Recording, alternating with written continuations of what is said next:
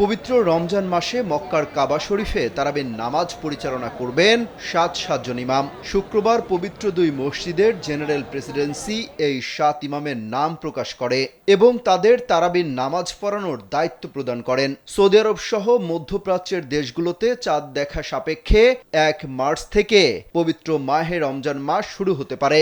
সৌদিতে এরই মধ্যে শাবান মাস শুরু হয়েছে, যার ২৯তম দিন হবে ২৮ ফেব্রুয়ারি। এদিন দেশটির চাঁদ দেখা কমিটি রমজানের নতুন চাঁদ দেখার জন্য বৈঠকে বসবে। যদি চাঁদ দেখা যায় তবে পরদিন শনিবার রমজান মাস শুরু হবে, অন্যথায় রোববার থেকে রমজান মাস গণনা শুরু হবে।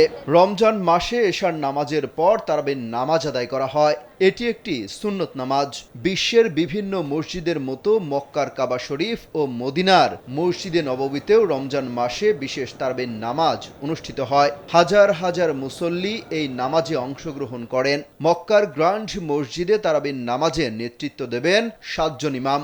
তারা হলেন শেখ আব্দুর রহমান আস সুদাইস, শেখ মাহের আল মুয়াইকলি, শেখ আবদুল্লাহ জুহানি, শেখ বান্দার বালিলাহ, শেখ ইয়াসির দাউসারি, শেখ বদর আল তুর্কি, শেখ ওয়ালিদ আল শামসান।